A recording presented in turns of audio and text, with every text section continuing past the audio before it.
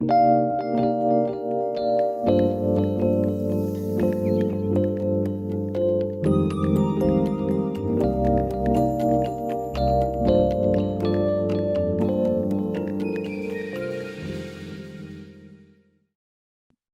Isabelle, Bonjour, merci d'être, Myriam.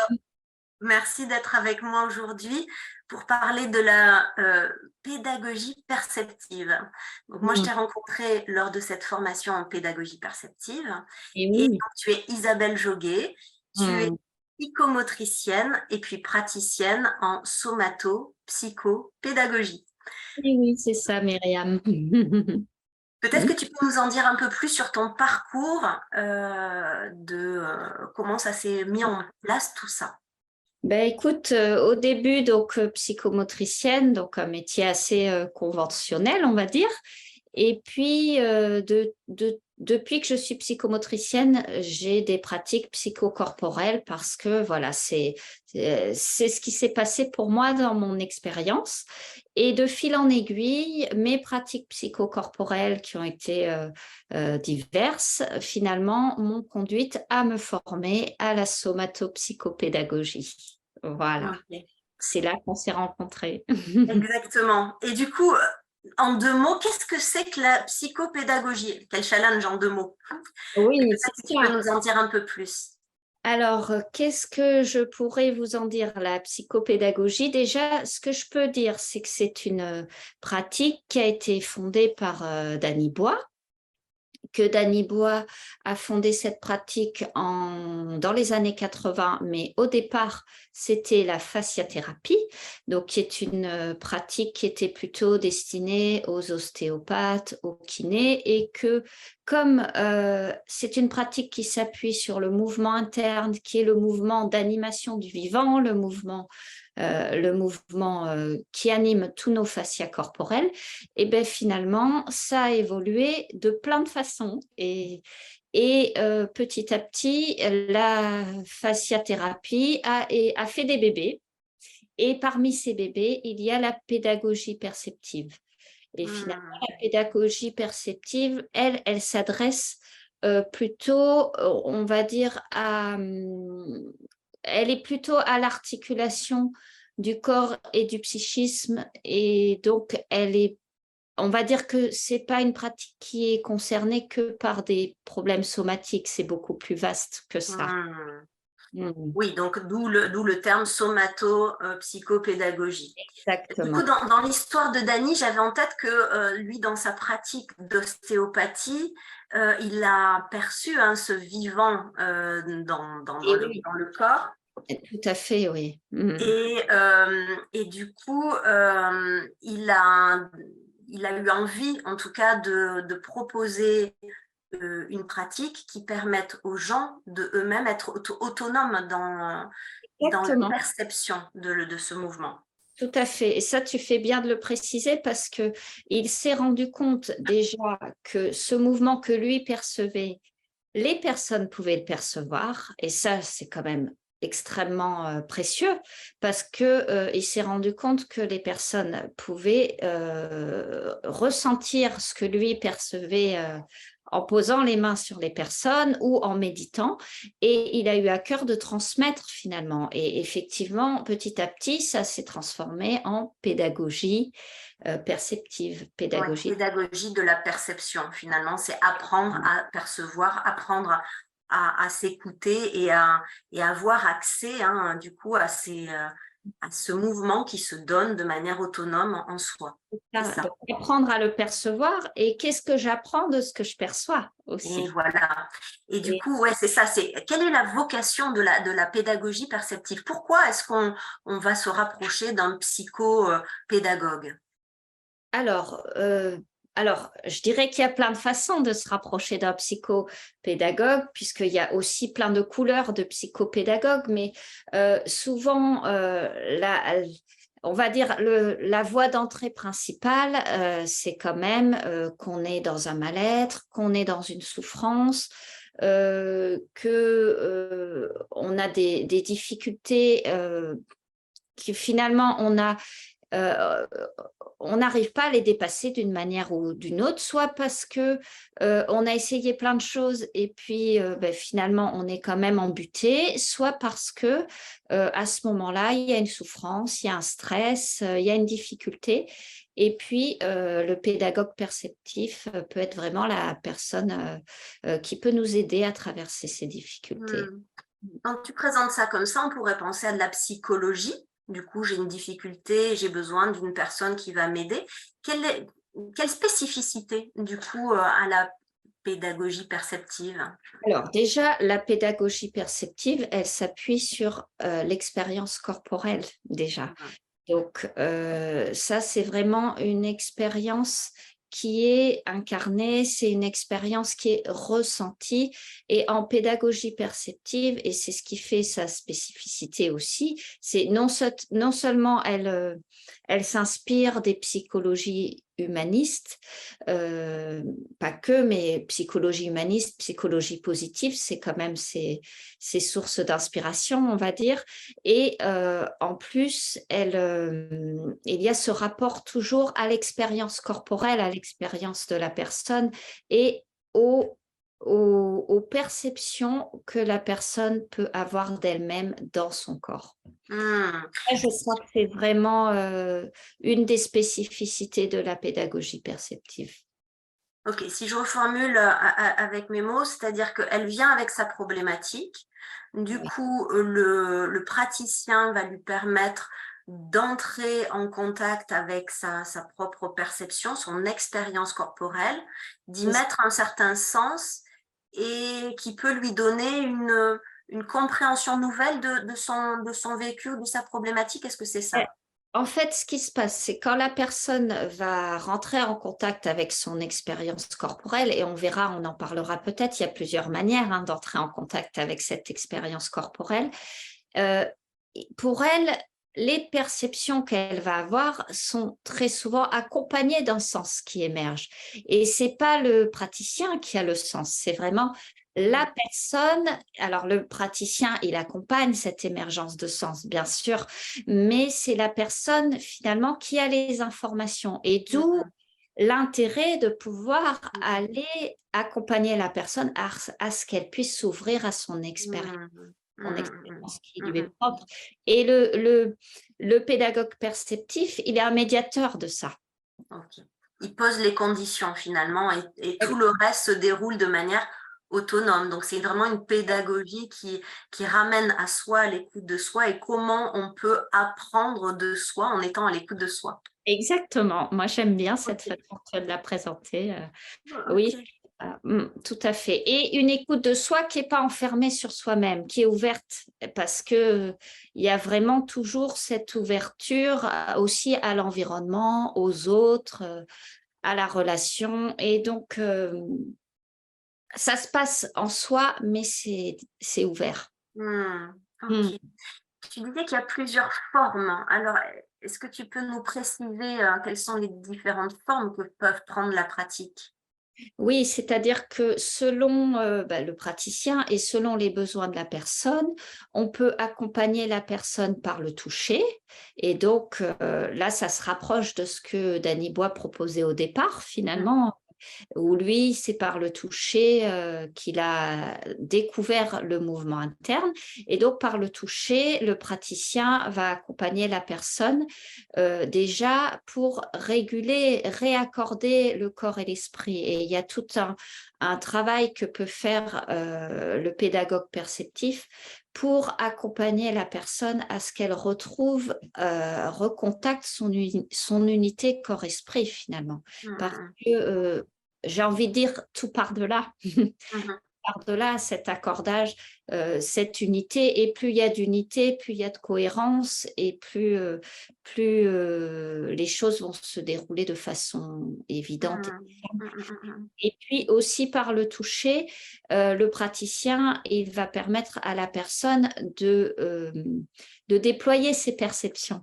Finalement, la personne, elle va pouvoir ressentir, se déposer, prendre du recul. Il y a des choses qui vont aussi la quitter finalement, des choses qui l'encombrent, qui vont pouvoir la quitter quelque part. Et puis, eh ben, les perceptions plus profondes, plus essentielles, celles-là, elles vont pouvoir émerger. Enfin, Donc, moi, en c'est fait, ça que je ressens les choses. Donc, en fait, l'idée au départ, c'est de l'amener à se reconnecter finalement à ses perceptions, à sa profondeur.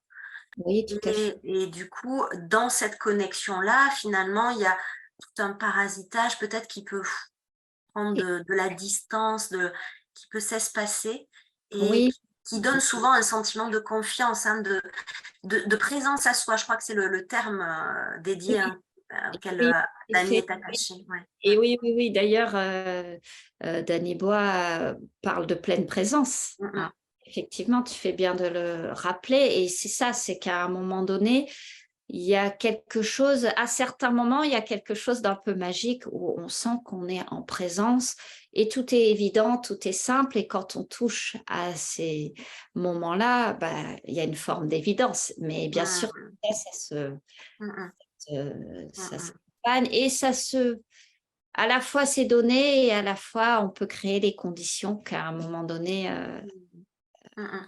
Et du coup, c'est ça qui fait qu'effectivement, elle va pouvoir trouver une réponse, en tout cas, à la problématique qui était en suspens. C'est ça, hein? oui, c'est-à-dire que en tout cas, il y a des ouvertures, il y a des perceptions, il y a des compréhensions qui peuvent se mettre en place pour la personne. Et puis des fois, il y a des perceptions qui se présentent et c'est pas forcément une réponse, mais c'est une nouveauté et qui donne un sens aussi pour la personne et qui est Mm, à ce moment-là. ok. Donc c'est vrai que il faut l'expérimenter, j'ai envie de dire. Carrément, carrément. Ouais. Du coup, là, c'est la première forme, hein, c'est le toucher. Donc, effectivement, le praticien va être là pour poser les conditions de la perception et du coup, qui va aider la personne elle-même à accoucher d'elle-même, finalement, à trouver sa propre voie de transformation. Et Donc, oui. quelles sont les autres formes auxquelles tu penses? Alors, les autres formes auxquelles je pense, il y a la méditation pleine présence, hein, et qui donc, pour le coup, permet à la personne de devenir autonome, de s'accompagner elle-même. Il y a tout un processus, tout un apprentissage de cette méditation. Et du coup, c'est vraiment une possibilité de se reconnecter à déjà j'ai envie de dire, de faire un peu silence, de créer, alors je ne sais pas si c'est faire silence, mais en tout cas de créer un espace possible d'expérience de soi-même par le biais de la méditation et un espace possible de pouvoir se mettre à l'écoute de soi, de ce qui se passe, de ses perceptions, mais du coup sans être dépendant du toucher de l'accompagnant. Donc c'est vraiment complémentaire. Et puis dans cette pratique de la méditation, on peut aussi contacter ce mouvement interne et Mmh. ce mouvement d'animation du vivant qui nous anime, qui nous traverse et qu'on peut rejoindre par la méditation. Et ça, Oui. c'est J'allais poser la question. Aujourd'hui, il y a beaucoup de courants de méditation. Donc, la spécificité de la méditation de pleine présence, en l'occurrence, c'est de pouvoir connecter, hein, de pouvoir progressivement se connecter à cette animation du vivant en soi et de pouvoir derrière le déployer. Et oui, c'est ça. Et du coup, c'est une méditation qui est très en lien avec le corps, finalement, qui est très incarnée pour Mhm. lui. Et effectivement, tout à fait. Ok, donc on a le toucher, on a la méditation.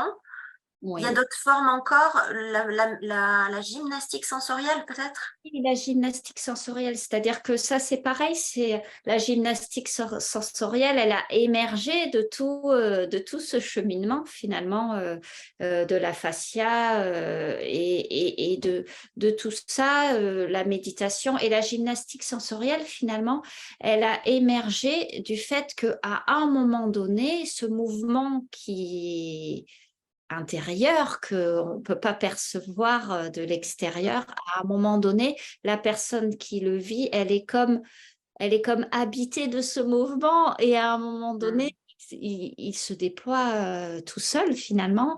Et c'est comme ça que ça s'est passé, je pense, pour Danny Bois, de ce que j'en ai un petit peu perçu et puis pour les personnes qui l'entouraient. Et à un moment donné, ça a permis que d'un mouvement qui est uniquement invisible, imperçu, ça peut se transformer en un mouvement qui se déploie vers l'extérieur. Et ce qui se déploie à l'extérieur dans un mouvement objectif, et quand ce mouvement est complètement habité, finalement, ce n'est que le prolongement de cette expérience intérieure. Et du coup, c'est un mouvement qu'on peut ressentir, qu'on peut percevoir, qui a ses propres critères, qui du coup, comment dire, qui peut se déployer dans l'extériorité. Alors, et qui du coup peut amener à un mouvement expressif. Oui. D'ailleurs, il y a tout un champ finalement de cette pratique qui a évolué vers l'expressivité, qui s'appelle, je crois, mouvement expressivité, et qui est le fruit de tout ça et qui, du coup, est tout un pan relié à l'expressivité. Mais avant ça, j'ai envie de dire, dans les bases de ça, il y a, et c'est pour ça que tu en parlais comme ça, de la gymnastique sensorielle, c'est qu'à un moment donné, Danny Bois et son entourage, ils ont eu envie de pouvoir proposer une gymnastique sensorielle pour permettre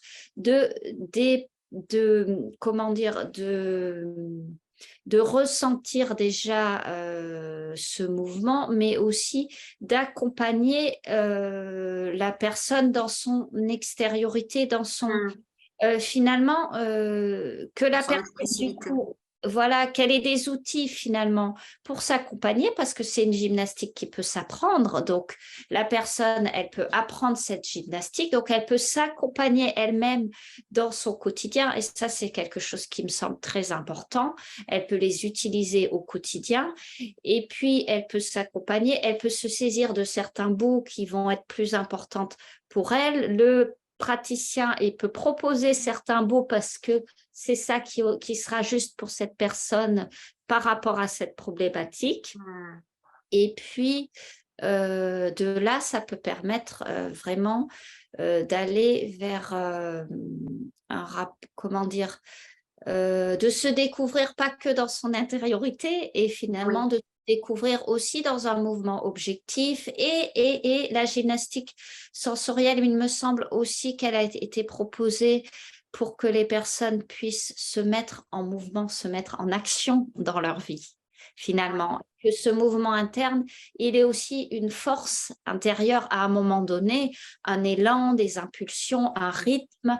Il y a tout ça dans ce mouvement intérieur et qu'à un moment donné, il y a quelque Se chose qui a... déploie dans les actes finalement, hein. Donc c'est un mode d'expressivité qui va permettre au mouvement pas seulement d'être en lien avec soi, mais de se prolonger dans des actes, dans une transformation de soi finalement, dans une mise en mouvement de soi. Exactement, dans une mise en mouvement de soi. Et la pédagogie perceptive, elle accompagne tout ça. Vraiment, elle accompagne à la fois la prise de sens, il y a la prise de conscience, la prise de sens, et puis il y a toute la mise en action de la personne, de ce qui a fait sens, de ce qui émerge, de ce qui a envie d'exister aussi, et en lien avec la réalité de la personne. Oui, donc dans cette méditation, dans cette gymnastique sensorielle, hein, donc c'est un mouvement lent qui est codifié, donc il y a 3 degrés, hein, donc ce sont des protocoles de gymnastique. Donc on verra, hein, il y a une vidéo qui est postée aussi qui reprend tous ces degrés et tous ces différents protocoles. Et effectivement, quand la personne est en lien, ça se voit de l'extérieur, c'est-à-dire que quand il y a un mouvement très particulier, hein, qui se déploie, qui a une lenteur, qui a une fluidité, il y a quelque chose qui est habité jusqu'au bout des cellules, et on voit bien que c'est différent d'une mécanique. Exactement, tout à fait. Et j'ai envie de dire, il y a une saveur à ce mouvement. Euh, Mm. Si vous allez voir cette vidéo, peut-être vous pourrez en contacter quelque chose de ce Mm. Mm. goût, de cette saveur aussi. Ouais. Donc, utiliser effectivement pour l'expressivité, donc les artistes peuvent utiliser cette pratique pour aller plus loin dans leur expressivité et avec plus d'authenticité aussi. Oui, Et puis aussi, les coachs donc s'emparent aussi, les formateurs peuvent s'emparer bien sûr. de cette pratique-là pour mettre les gens en mouvement, pour les accompagner dans leur développement. Exactement, exactement. Oui, c'est pour ça que vraiment, j'ai envie de dire, selon d'où on vient aussi et selon notre propre pratique professionnelle, on va donner une couleur à la façon dont Mm. on accompagne les personnes avec la pédagogie perceptive. Complètement. Et moi, c'est ça qui me plaît, c'est que vraiment, il y a une façon de s'approprier la pédagogie perceptive en tant que professionnel ou en tant même que personne aussi, hein, pas forcément de façon professionnelle. Et puis, il y a une façon aussi de la faire advenir. D'ailleurs, Mm. Annie Bois parle beaucoup de l'advenir. Et je pense que voilà, c'est après la personne avec ce qu'elle est et avec ce qui a fait sens pour elle, il y a quelque chose qui peut advenir à partir de cette pédagogie perceptive. J'ai envie de rester avec ce mot advenir et de comment il participe à notre transformation. Donc, on peut peut-être préciser ce que c'est que l'advenir, c'est cette capacité à agir avec ce qui se donne dans l'instant, pas seulement avec une pensée agissante ou en tout cas une décision prise de manière volontaire, mais plutôt quelque chose, un mouvement, enfin du coup se reconnecter à ce moment du vivant et qui va se déployer et donner des formes différentes peut-être à ce qu'on a envie de déployer, c'est ça? Et oui, oui, oui. Et Comment puis, tu dirais toi?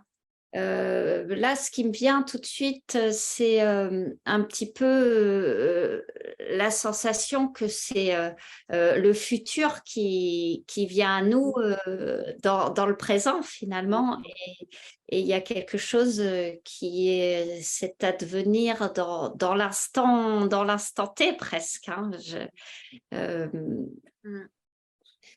en tout cas, là, tout de suite, c'est ce qui me vient en lien avec ce que tu viens d'évoquer. Mm. Oui, et moi j'aurais envie de parler de la saveur que ça prend quand on agit avec cet advenir, hein. Donc du coup c'est très très différent. Du coup Oui, il y a quelque chose qui devient fluide, qui prend une forme à laquelle on n'a pas nécessairement pensé et oui, qui est souvent plus comment dire ça, plus authentique, plus douce, plus en adéquation avec qui on est. oui, tout à fait. Oui, je te rejoins complètement. Oui, oui. Ouais. Pas forcément la façon dont on avait imaginé les choses. Et à un moment donné, c'est comme l'image qui me vient, c'est comme un chemin qui se trace et Mm. pouf, à un moment Mm. donné, on sent qu'on est dessus, quoi. On y est. Mm. Et, Mm. et à ce moment-là, effectivement, il y a, moi, je trouve que dans ces moments-là, il y a une forme de simplicité, de facilité et de joie aussi Ouais. et de, juste, Bien-être. de justesse qu'on peut percevoir dans ces moments-là. Mm, Oui, effectivement. j'aime bien, moi, du coup, le voir comme un mouvement de la vie. Et là, c'est comme si, clic, on se connecte à ce mouvement de la vie et on le laisse agissant. Et c'est Et comme s'il rencontrait le mouvement aussi plus grand que nous. Et il y a cette rencontre, comme si on était sur une autoroute et que tout devient facile, fluide, se mm, présente. et oui, c'est ça. Il y a, le mot qui me vient, c'est dans ces moments-là, c'est une forme d'évidence. Ouais. Ouais, dans ces moments-là. Mm. Ouais, du coup, l'idée, c'était vraiment d'ouvrir une petite fenêtre pour permettre aux gens de saisir ou de donner envie, en tout cas, d'y voir plus clair sur ce que c'est que la pédagogie perceptive et peut-être envie d'expérimenter. Donc, ce que vous allez retrouver, c'est effectivement des méditations de Danny Bois. Vous allez avoir aussi la vidéo sur la gymnastique sensorielle où vous allez voir cette fluidité du mouvement qui se donne. Et puis ensuite, pour ceux qui ont envie d'expérimenter, c'est-à-dire de consulter un praticien en somato-psychopédagogie, alors du coup, il y aura le lien aussi avec la fédération des personnes qui pratiquent. Et donc, vous pourrez prendre un rendez-vous et goûter lors d'une pratique. Est-ce que tu voudrais rajouter quelque chose qu'on n'aurait pas abordé, Isabelle? Mais écoute, là, dans le prolongement de ce que tu viens d'exprimer et qu'on n'a peut-être pas précisé, c'est aussi toute l'approche de l'entretien finalement. Il y a aussi dans la pédagogie perceptive une façon, un entretien spécifique là à la pédagogie perceptive qui permet justement d'accompagner tout ce processus. Et cet entretien, il a vraiment été travaillé, réfléchi, et il y a vraiment des protocoles pour accompagner ça. Et c'est Je veux vrai dire comme une forme de coaching, comme une forme je questionne d'une certaine manière pour permettre à la personne de vivre certaines choses. Oui, c'est ça. Et puis une façon, nous, on a des critères du coup qu'on peut repérer en fonction de ce qu'amène la personne. Ça nous donne des critères de où elle en est dans son cheminement et du coup, qu'est-ce qu'on peut lui proposer. Donc, il y a aussi tout ça qui fait partie aussi de la pratique. Et puis, j'ai envie de dire aussi, on peut aussi, la personne dans le fait, parce que c'est vraiment quelque chose de très important, l'autonomie et le fait que la personne puisse s'approprier sa pratique. Et il y a tout ce qui est aussi l'écriture, le journal de bord finalement, où la personne, on l'encourage à prendre note de ses expériences et avoir son propre journal, et du coup à s'auto-accompagner aussi dans ce cheminement. Et j'avais envie de parler de ça aussi. On en avait pas C'est parlé. bien. Donc, en résumé, finalement, on a vu, il y a trois formes principales, on va dire, hein, pour faire simple, mais il y a le toucher, il y a la méditation, il y a la gymnastique sensorielle, donc qui propose une expérience et ensuite qui va être relayée par un entretien, donc avec une manière Exactement. protocolaire de faire émerger certaines choses. Et Oui. ensuite, du coup, la personne, par son livret de bord, va là aussi continuer d'accompagner cette expérience dans le Oui, temps. et c'est Okay. ça. Et elle, dans ce qu'elle va pouvoir mettre en œuvre aussi pour elle-même, elle va pouvoir s'accompagner aussi. Et Okay. c'est très beau je trouve ça très beau de rentrer dans une dynamique comme ça. De connaissance de soi.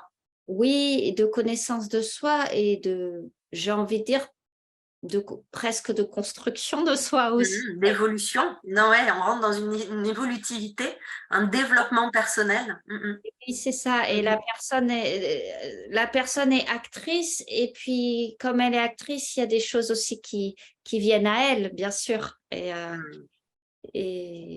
voilà. Bon, Mm. j'avais envie d'ouvrir là-dessus. Merci beaucoup. Oui, oui, c'est très juste parce que et ça fait le lien avec l'enjeu de cheminer en conscience, hein, c'est d'accompagner la connaissance de soi, l'ouverture de conscience et ce développement personnel qui nous fait grandir, quoi. Donc c'est très juste et on est vraiment dans cette dans ce même enjeu en fait. Et oui, c'est ça. Et oui, oui, oui, exactement. C'est une des façons dans tout ce que tu proposes dans cette école en ligne et dans on voit toute la richesse qu'il y a finalement dans cette école. Et ben voilà, c'est une des façons de pouvoir enrichir et peut-être de pouvoir donner envie, de pouvoir, pour certaines personnes, éveiller une curiosité, un désir. C'est très beau, hein, et puis, c'est sans fin. C'est ça, c'est le début d'une grande histoire. Voilà. Super, merci beaucoup Isabelle. Merci Merci à toi, pour Myriam, tes de ton éclairages. euh, Et puis, évidemment, s'il y a des questions, etc., n'hésitez pas à nous solliciter. Donc, Isabelle, on mettra aussi tes coordonnées pour que les personnes puissent venir, hein, peut-être te questionner, avoir une pratique. Puis il y aura aussi tout l'annuaire des autres praticiens. Il y aura aussi les formations pour ceux qui ont été séduits par oui, l'approche. Donc les oui, formations possibles pour se former soi-même. oui, c'est ça. Oui, tout à fait. Ça, c'est des formations. Et ça, c'est intéressant ce que tu dis. C'est pas forcément que des formations professionnalisantes. C'est aussi des formations pour soi-même, pour grandir. Pour grandir. Mm. Merci beaucoup Isabelle. Je Merci te à dis à toi, très vite. Myriam. Vraiment, merci. À bientôt. À bientôt.